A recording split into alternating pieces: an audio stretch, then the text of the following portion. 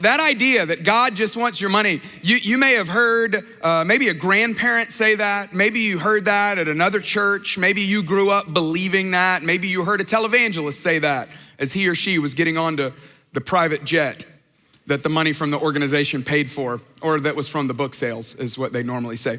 Either way, that's a perspective, right? It is a huge perspective.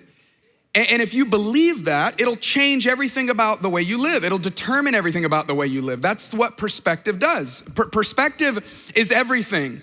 The way you see things, how you feel about things, the way you view things. It matters so deeply because how you say will ultimately determine what you do.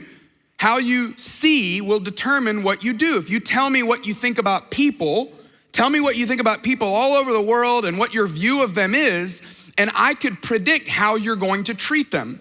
If you tell me what you think about pets, then I could tell you how you're gonna treat your pet, right? How many of you are pet owners? Oh, a bunch of you, unbelievable. I don't know, are any of you pet owners that have dogs? Are you a I kiss my dog on the mouth kind of person?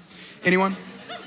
Well, I grew up with having dogs, and my wife grew up having all kinds of pets. But together, we've never had a pet, and we've got little kids, and so they've been asking for a dog for a long, long time. And I would hear about people with their dogs, and I would see people go over to somebody's house for something, and I'd see the owner of the dog kiss the dog on the mouth, and I used to think that's a bit bizarre. You know, you don't know where that dog's mouth has been or what has been in that dog's mouth. But yet the love is so strong that you'll see someone kiss the dog on the mouth. Well, recently, we had a pretty life-changing situation. My wife and I lived maybe in the farmost suburb of Atlanta until about 4 months ago when my job changed and I moved here to Buckhead Church to be in the role that I'm in now. And because of that, we knew, hey, we need to move. We need to go live closer to the community that we're gonna serve. And because of that, I had to tell our children about it. And I didn't know how that was gonna go. It was probably the biggest news that I had ever told our kids. And so, of course, I was nervous that they were gonna be upset or sad or, maybe even cry. And I just don't like that feeling at all. And so I was telling my wife about it, and she was like, I've been thinking about that. She said, you know what you ought to do? She said, I've been thinking that you could tell them if they start getting upset, you could say, but hey, here's the good news, we're gonna get a dog. And I was as giddy as I thought they might be. I was like, are you kidding me? We're gonna get a dog? Because I've kind of wanted one and she wasn't so sure. And so I was like, oh my goodness. Like, number one, that's awesome. I'm so excited. Number two, brilliant move on your part. This is why I married you. Like, so insightful and intelligent and such a great move, So I was like, all right, good call. So it was Friday afternoon. They were coming home from school. And so I met him at the bus, get him off the bus, come back home. And I pull them all together. I say, hey, I've got something really important that I've got to tell you. We're moving, but we're gonna get a dog. And so that's the great news. And she was looking at me being like, you didn't even wait. You didn't even allow any room for emotion. That was supposed to be in your back pocket if we needed it. You weren't supposed to lead with that. Well, it was fantastic, and we did end up getting a dog. In fact, I'd love to introduce you to my dog. Would that be okay if I did that? Hey, Maria. Oh, okay, I got you. Thank you. This is Maria, works on our team here. And this is our dog. This is Tater Tot. Can you say hello to everybody, Tater Tot? I mean, would you kiss this dog on the mouth? Some of you are like, right now? I would right now. Would you? Dead serious? That is amazing. I'm not quite there yet, I gotta be honest with you, all right? This is a really cute dog, really loved Tater Tot. I feel like our family is now really complete.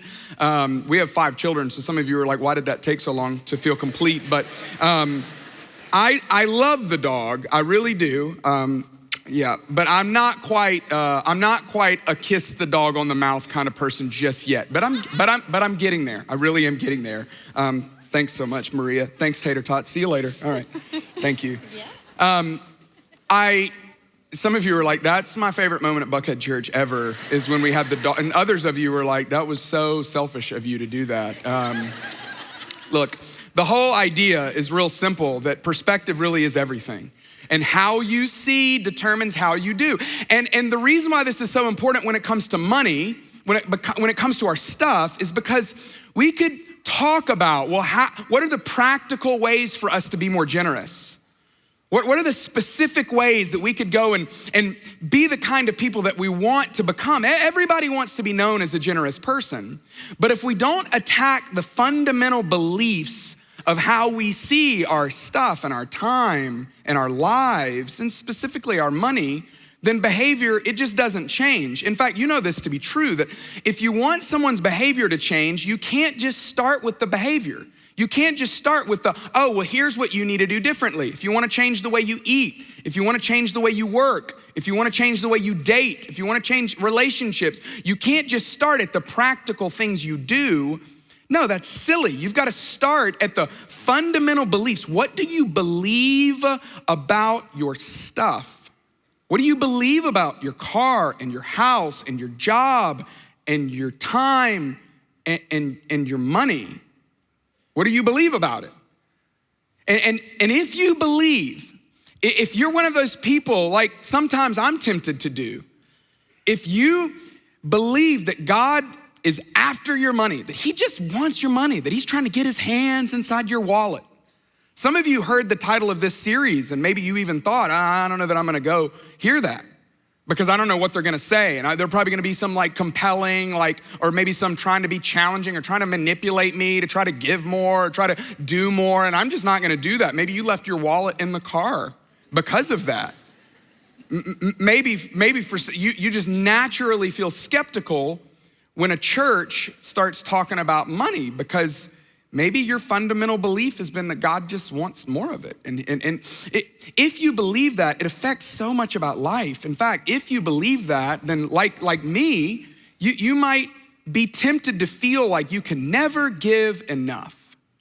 Do you ever feel this way? Do you ever feel like that if God is after my money, then I can just never give enough? You actually begin to hoard your stuff and protect your stuff and hold on to your stuff. As I was preparing for this topic, I've read so much research about generosity and about levels of income, because it's always so surprising to me that percentage-wise, the wealthier you get, the less you give. That's hard to even understand. Why is that true? How could that be? But it is just true. In fact, not only does it reduce your generosity, but it reduces your compassion. That the more you have, the more you feel like God's trying to get it, the more you hold on to it, the less compassionate you are to other people.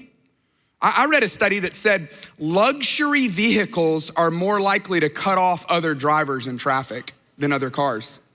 Luxury vehicles are more likely to not stop when there's a pedestrian.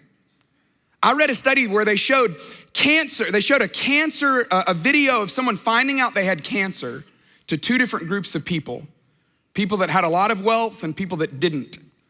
Which one do you think reacted in a more emotional way? It was the people that had less. They responded more emotionally to watching someone get the news that they had cancer than someone who had a lot of money. How could that be? In fact, one of the studies I read said that the poorer people are, the more they think about the suffering of others. Inversely, the more money you get, the less you think about the suffering of others. Why is that? Well, there's a number of reasons, but something about when you start to accumulate more, you start to feel like, well, I don't need anyone. I can do it all myself. I've got everything I need right here. And so you naturally aren't as empathetic toward the needs of others. If you feel like God's always trying to get your stuff from you, then naturally you're gonna hoard and you're gonna hold on to, you're gonna be more defensive and maybe more critical of other people. All of this is in me, just like this is in you. This is just a tendency that we all have, especially if you believe that God just wants your money. If you believe God just wants your money, you'll never give enough, you'll never find contentment. Right? Which is what we all want. I mean, don't we want to become the kinds of people that are just happy with what we have?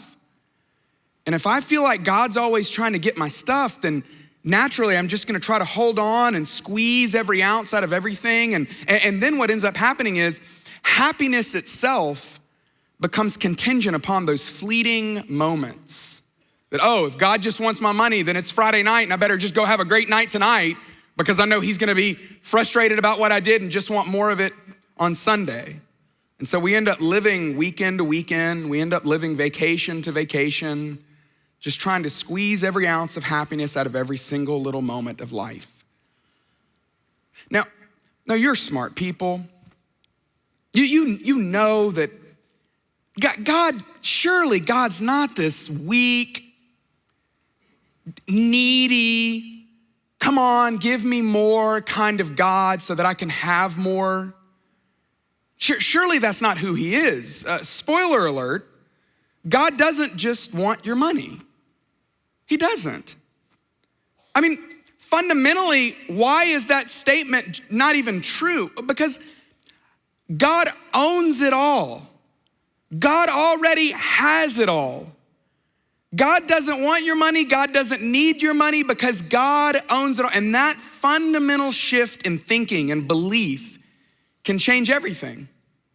And for thousands of years, authors of the Bible have been trying to convince us, I'm telling you, if you want to see your stuff like God wants you to see your stuff, then you would see his ownership over it all. In fact, King David is one of the ones who tries to convince us of this. In Psalm 24, one of my favorite chapters in the book of Psalms, this beautiful piece of poetry, at the very beginning, he writes this: the earth is the Lord's and everything in it, the world and all who live in it. The earth is the Lord's and everything in it, the world and all who live in it. He's trying to tell the people that would listen, hey, I'm telling you, God's not trying to get your stuff. God has your stuff. He owns it all. Everything is the Lord's. Everything is his. David wasn't the only one. Years before this, Moses was trying to convince the people as to why they should listen to who God is and follow what he says. And he talked about the strength and the work ethic that we show. Because don't you sometimes have the tendency to believe, I know I do, that, okay, well, yeah, God, all right, so you gave me a certain amount, sure, but the rest of this, I mean, I've worked hard. I've been hustling. I've been on that grind. I've been trying to put in the work. And I've done, the stuff that I have now is because I've worked for it, because I've hustled for it. And Moses is gonna attack that foundational belief. Here's what he said in Deuteronomy chapter 8. He said, you may say to yourself, self, my power and the strength of my hands have produced this wealth for me. Are you ever tempted to say that?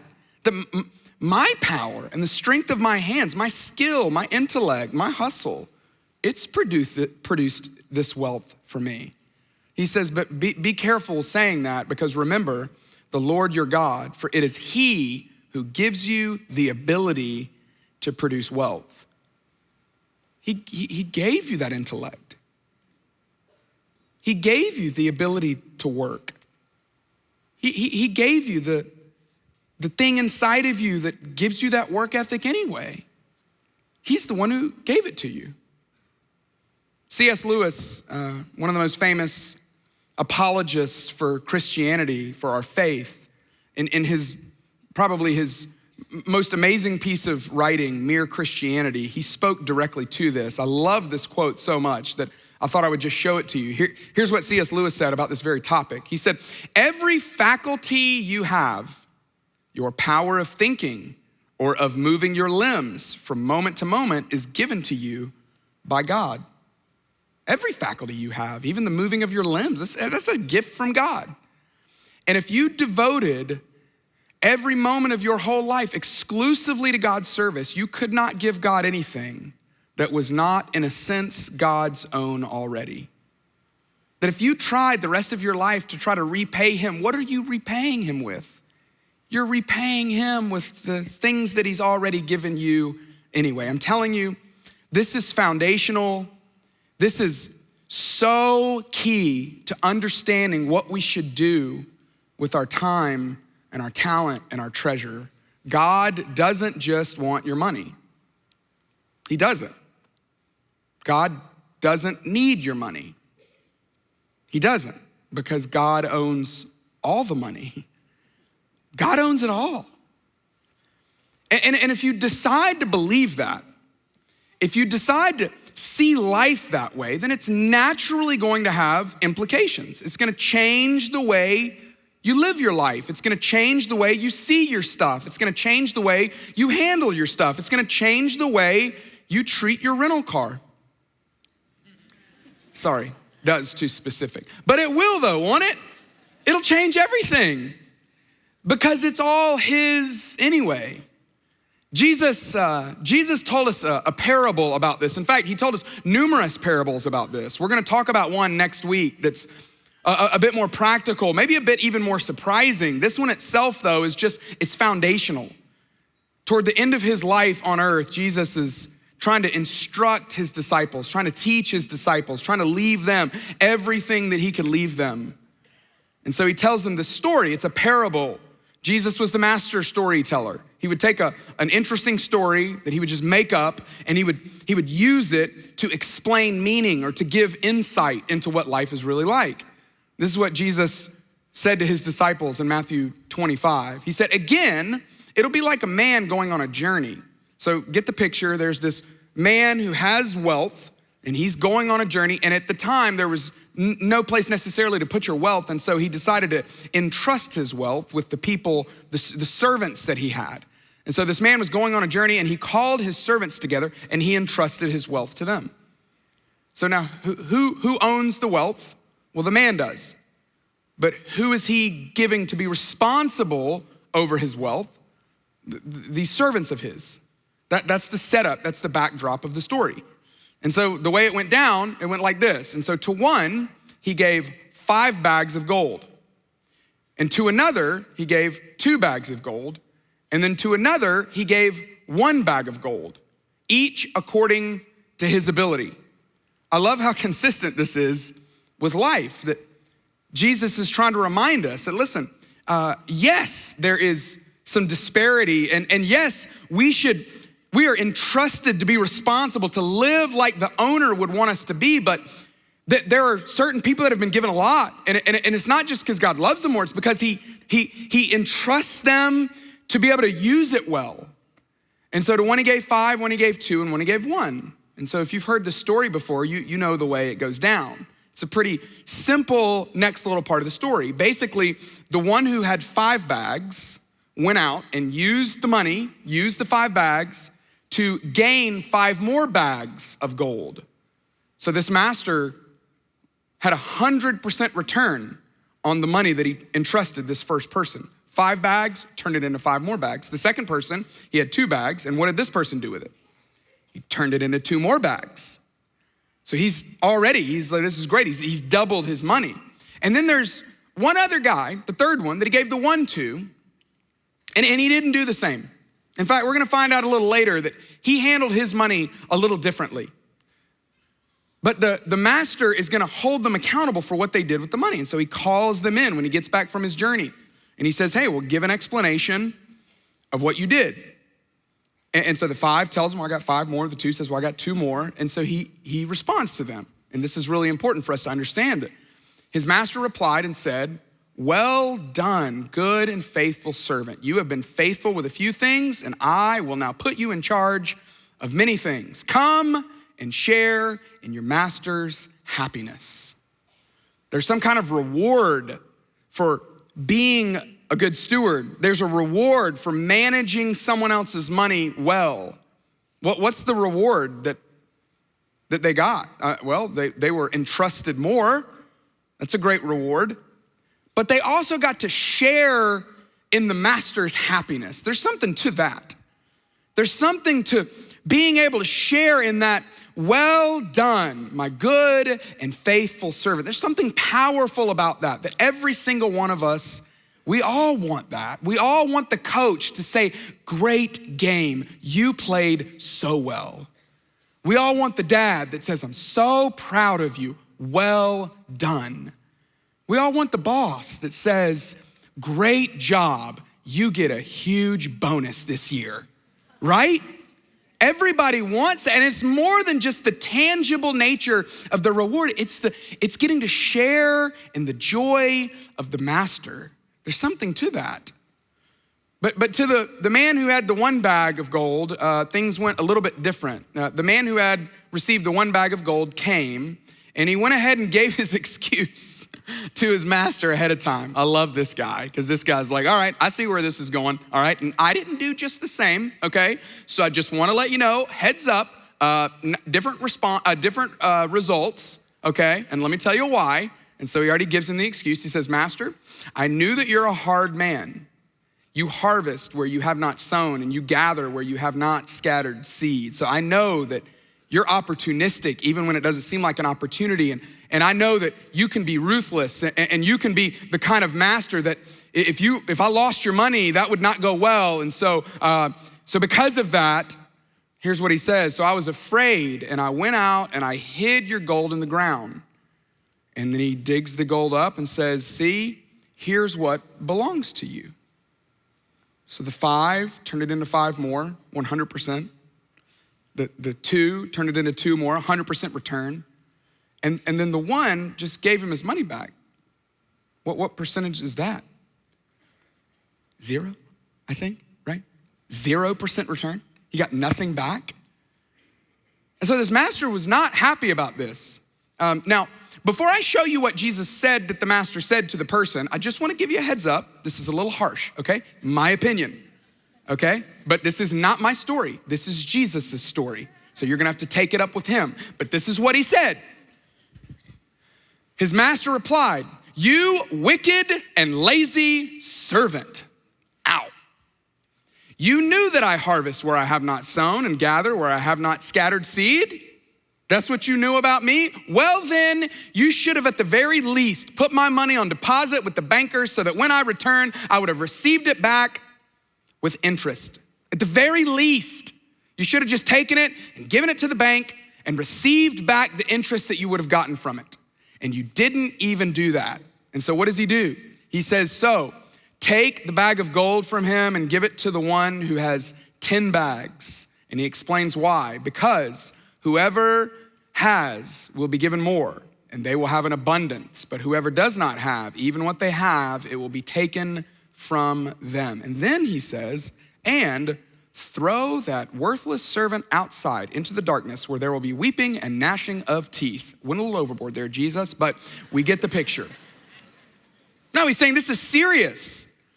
He's saying there's a reward for doing well and there's punishment for not.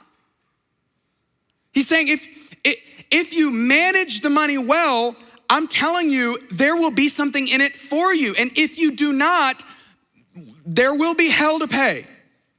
It's essentially what he says. That I'm telling you, if you don't do this well, I don't know, I would love to motivate you with the carrot, but I'm also willing to tell you there is a punishment for not doing this well.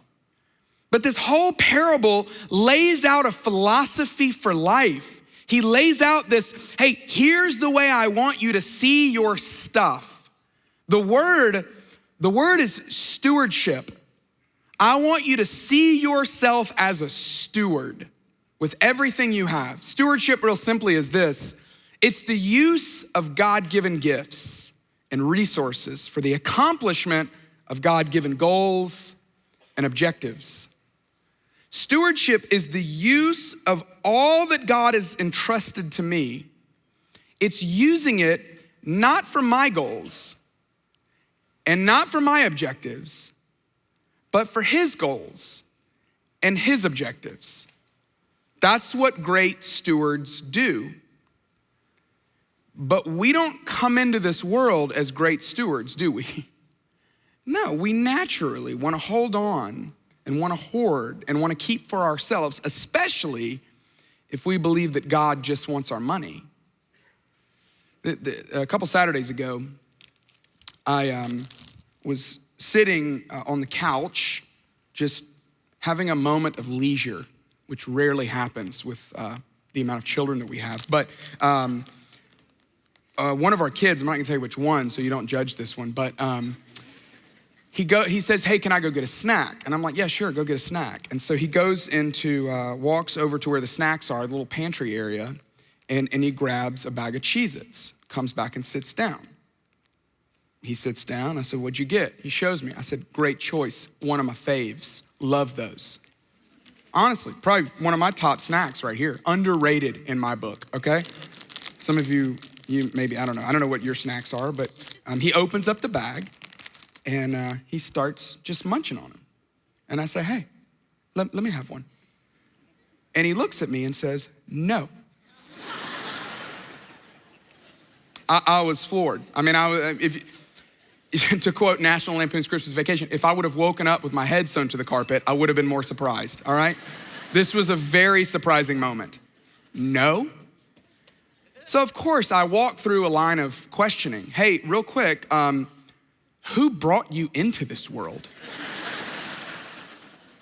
Yeah, your mother did. That's a great point, okay? But I had a part to play in this, okay?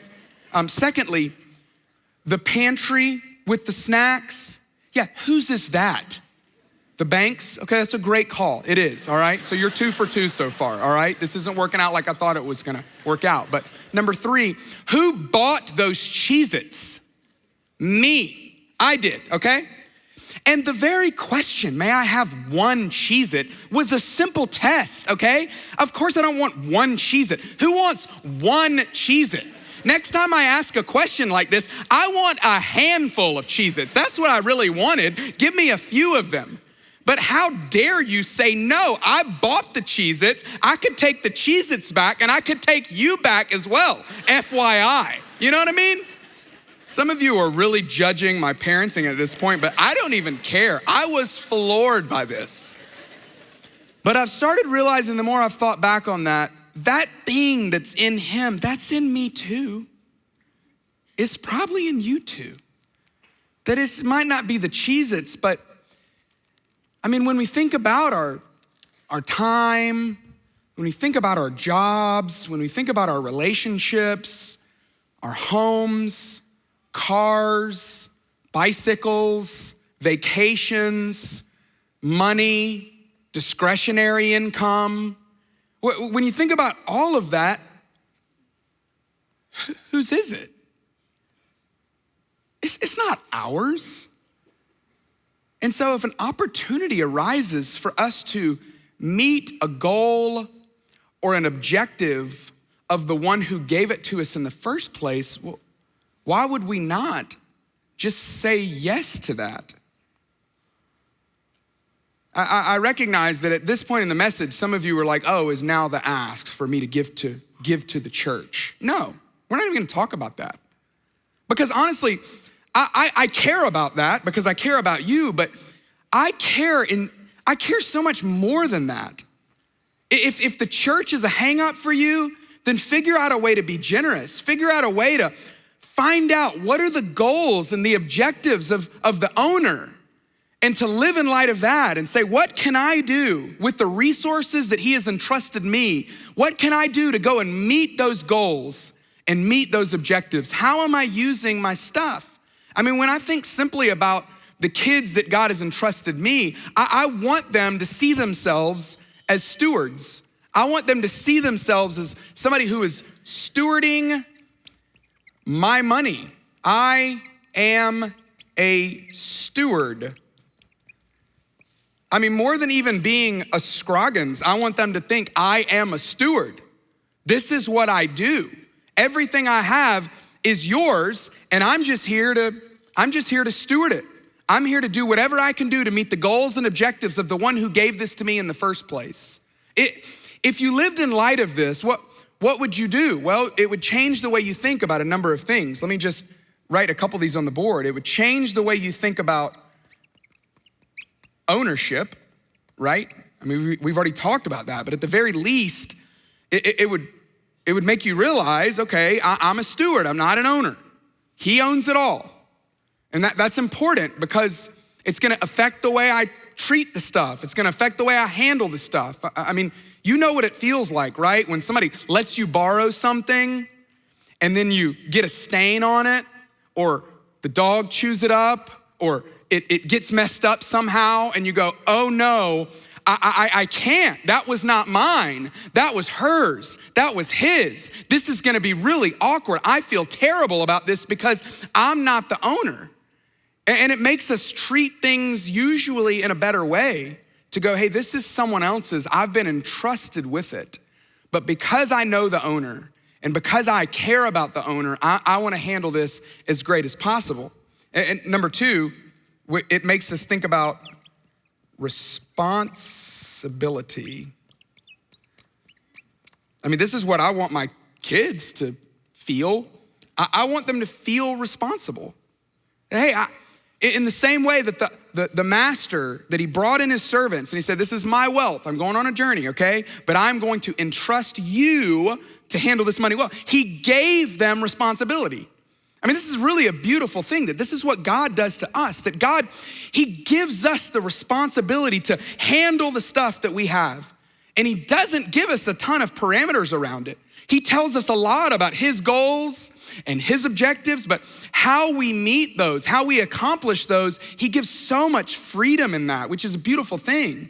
But he says, hey, you are responsible. I am holding you responsible, and I'm gonna come back and I'm gonna ask you about it. That's what's called accountability, right? Which none of us really like accountability. I mean, we don't like to count how much we're eating. We don't like to measure what we're doing with our money and really keep up with our spending. We just don't. We resist accountability. But we have to know that if we really are stewards, there is a level of accountability that God is going to have for us. Hey, there is a moment somewhere, sometime where he's gonna say, hey, what did you do with what I gave you? How did you spend what you have? How did you handle what I trusted you? In the same way, this master called them each in and said, okay, 5-bagger, okay, what did you do with it? Okay, 2-bagger, how about you? All right, and then the 1-bagger, what did you do? Okay. He asked, he wanted to know, because there is a level, there's a sense of accountability that every one of us should have as stewards of what God has given us. And then finally, there are rewards. And I don't, this one's a little tricky. This is where pastors get in a lot of trouble, right? Because they say things like, hey, if you give to God, if you give him 1, he'll give you back 10. Or they say things like, hey, if you sow a seed, you will reap a harvest. And the hard part is that fundamentally, I think that principle is true. I think that there is a way that God rewards us for how we handle his stuff. It's just not always like we think it's gonna be. It's not always financial. It doesn't always happen in the same sequence, in the same timing that we want it to. Sometimes it comes later, sometimes it's greater, sometimes it takes on a different form, but there is a reward for being a great manager of what God has entrusted us. There's a reward to it. Maybe the reward is just sharing in the master's joy and sharing in his happiness and his joy, getting to experience what it's like to meet his goal and his objective for our life. Maybe that's it. But when I think about how do I want my kids to handle money, I want them to think like a steward in regard to ownership and responsibility, accountability, and rewards. And so what I wanna do is I wanna practice this with some of you. All right, I wish we could do this with all of you, but we selected some of you to practice this with. So if you would right now, this is gonna be a bit disruptive, but I think you can handle it. Would you look under your seat for an envelope that's been taped to your chair? And if you have an open seat next to you, you may wanna double down and check that one as well. But a select few of you have received an envelope. Yeah? Anybody got one? Can you just hold it up in the air, wave it around like you just don't care? Yeah? Okay, shake it like a Polaroid. That's awesome. All right. Now, if you would, go ahead and open up that envelope. Go ahead and open it up. See what's in there. That's confused. That's not, I don't know what that is.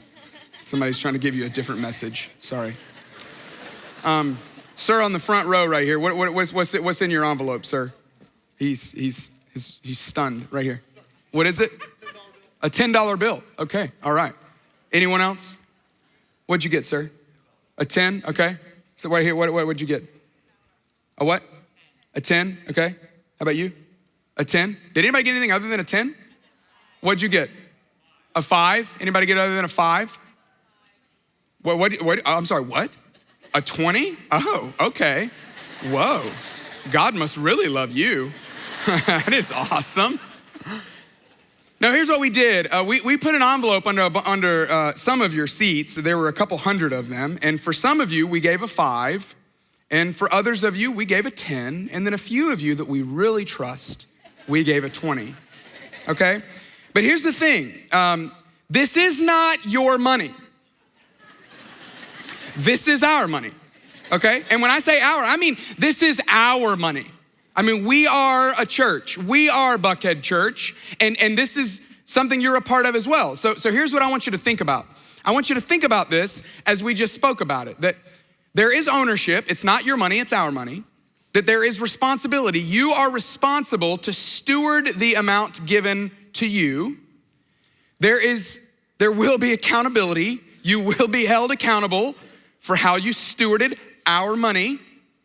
And then lastly, there will be a reward. You will be rewarded for doing something kind for someone else. So what we would ask of you, the goals and the objectives of the master, this is what we would ask, is that you would take that money and you would do something kind for someone else. Some of you might be going, well, to tell me the stipulations. Exactly what does that mean? Do I have to use all the money? Yes. Can I add money to it? Certainly. Does it have to be my mother-in-law? Doesn't necessarily, but if that was the first thing you thought about, maybe it should be. Honestly, you can do with it whatever you want to do with it. Just do something kind for someone else. And then there's a little card in there that has the bottom line for this message today, and then it's got an email address, info@buckheadchurch.org. We would ask that you would report back what you did in a timely manner, preferably before next Sunday, so we can tell some of these stories next week. But we want you to report back. That's the accountabilities. You gotta tell us what you did with it. You gotta tell us what you did with our money, because it's not your money, it's our money. And so do something great. Do something awesome. Do something amazing for someone other than yourself. Tell us what you did and then experience the reward of it. Well, what's the reward? I don't really know what the reward is. You know what the reward might be though? Is getting to do it. That might be the reward. Some of you are like, well, I don't want that reward. Well, if you don't, you're welcome to hand your envelope back in to any of our guest services team. They would probably be able to find someone who would, or maybe somebody on your row would like to take us up on this challenge, but you don't have to do this. Obviously, it is your life in as much as that's what you believe about your life. I think it's actually God's life, but it is your life. And if you don't want to do this, you don't have to do it, but we would love it if you would. And this is really just it's an exercise on stewardship. What I hope will happen is that it will change the way we see about our stuff, change the way we see our stuff. It'll change the way we see our time. It'll change the way we see our house, our apartment, our condo, our car, our bike. It'll change the way we see our money, our resources, because how you see your life will determine how you steward your life. And if you see it as yours, then you will always resist. You'll resist generosity. You'll find yourself really chasing contentment. And you'll just live for those happy moments that are unfortunately fleeting. And God wants so much more for us than that. God wants us to experience what true generosity is really like. He wants to experience what deep contentment and satisfaction is. And he wants us to experience true, meaningful joy. How you see your life will determine how you steward your life, and how you steward what you have will determine your happiness, and it'll determine your capacity. If you want to show that, hey, you're the kind of person that God can trust with more, then you start by being faithful of what you have right now. You decide, you know what, God, this is all yours anyway. So maybe thinking through every area of your life, God, how am I doing? How am I using the stuff that you've given me? Because I want to use it like it's yours, not like it's mine. We've put together some discussion questions for this message today that we would love for you to talk about in your small groups perhaps, or maybe even on the way home today, maybe even as you take somebody out for lunch or dinner, or maybe for a cup of coffee.